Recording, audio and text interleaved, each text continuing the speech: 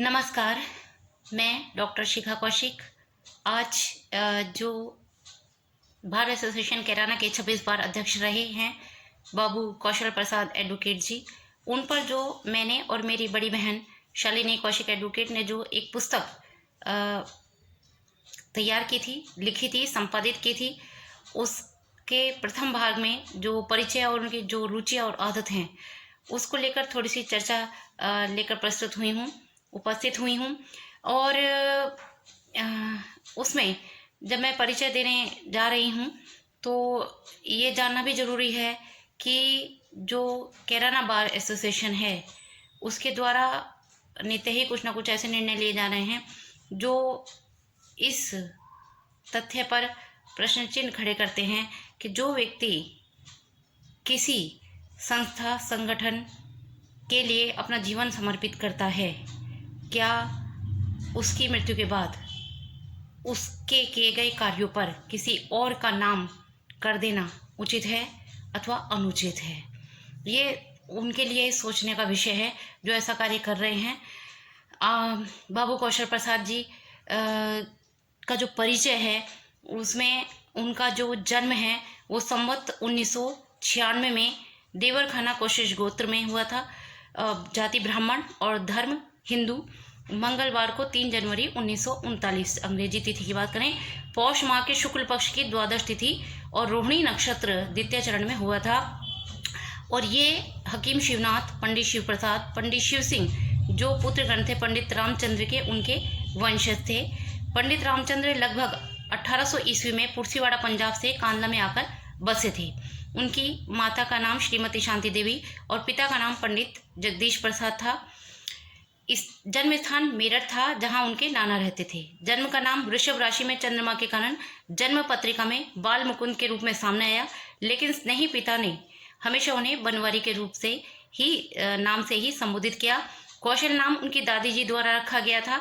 कौशल प्रसाद जी अक्सर अपने नामकरण के विषय में कहा करते थे कि हमारी दादी का जो कंठ था बहुत मीठा सुरीला था और उनकी जो आवाज़ थी बहुत बारीक थी। वे नित्य रामायण का पाठ किया करती। रामायण में उल्लिखित नामों के आधार पर ही उन्होंने हम भाई बहनों के नाम रखे, त्रिभुवन, कौशल, उमा, गिरीश, दिनेश। ये उनके जो है परिचय है जन्म से लेकर और जो उनका पारिवारिक जो पृष्ठभूमि है। इसके बाद अगर हम उनकी रुचियों और आदतों की बात करें तो जो पिता पंडित जगदीश प्रसाद जी जो थे उनके वो बहुत प्रिय पुत्र रहे और बाल्यावस्था से ही होनहार रहे थे। वे हर मानव ईश्वर की विशिष्ट रचना है, उसके अंदर गुण और अवगुण होते हैं और इसी के आधार पर वो दूसरे व्यक्ति से कुछ विशिष्ट होता है।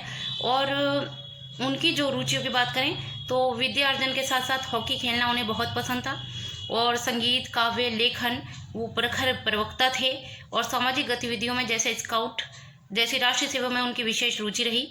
संगीत व गायन में रुचि रखने के कारण उन्होंने हारमोनियम बजाना भी सीखा था। हिंदी फिल्मों के मशहूर गायक मुकेश उनके पसंदीदा गायक थे। और यदि हम बात करें कि वो कैसा जीवन यापन करते थे, बहुत व्यवस्थित जीवन रखते थे। उनकी जो अलमारी होती थी, उनकी जो वकालत से संबंधित फाइलें होती थी, उनकी जो मेज की व्यवस्था होती थी वो बिल्कुल व्यवस्थित रहती थी। हम जो जब छोटे थे तो हम उनकी चीज़ों को छेड़ नहीं सकते थे, बहुत व्यवस्थित वो अपने सामान को रखते थे। और हस्तरेखा विज्ञान में उनकी विशेष रुचि थी। कांदला नगर पालिका में नियुक्त वरिष्ठ लिपिक शमीम बाबू के संबंध में जो उनकी जो हस्तरेखा ज्ञान था उसके बारे में मैं चर्चा करूंगी कि एक बार की बात थी कि उन्होंने उनका हाथ देखा और उन्होंने कहा बाबू कौशल प्रसाद जी ने कि तुम बचकर रहना, तुम्हारी हत्या हो सकती है और सावधान रहना। और बात आई गई हो गई और बाबूजी की जब 2015 में जब मृत्यु हो गई उसके कुछ वर्षों बाद जब शमीम बाबू की भी हत्या हुई तो यह समाचार जब हमें मिला तब हमें एकाएक वो बात याद आई कि हाँ पापा ने ऐसी बात उनसे कही थी। सिगरेट पीना बाबूजी की प्रमुख आदत रही। कैवेंडर उनका निश्चित ब्रांड था और उनका कहना था कि उन्होंने ये जो सिगरेट पीना शुरू किया था जब सन 66 में उनके जो छोटे भाई थे दिनेश प्रसाद जी, उनकी जब 18 वर्ष की आयु में हत्या कर दी गई थी तो उससे जो मानसिक उथल पुथल हुई थी उसमें उन्होंने सिगरेट पीना आरंभ किया था और नित्य प्रातः व रात्रि शयन से पूर्व अखबार पढ़ना उनकी प्रमुख आदत थी। हिंदुस्तान टाइम्स उनका प्रिय जो अखबार था।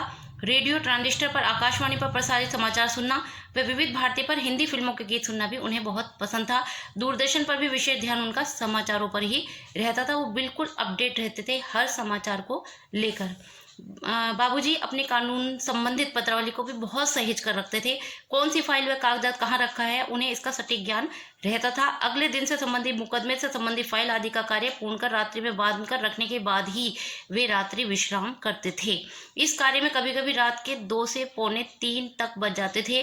कानूनी किताबों का निरंतर अध्ययन, कानून में संशोधन व हाई कोर्ट सुप्रीम कोर्ट द्वारा दी गई रूलिंग का अद्यतन ज्ञान प्राप्ति उन्हें अध्ययन की ओर आकर्षित करती थी। इस पुस्तक से बाबू कौशल प्रसाद जी के संबंध में अन्य जो जानकारियां हैं उन्हें लेकर हम अगले वीडियो में प्रस्तुत होंगे। तब तक के लिए नमस्कार।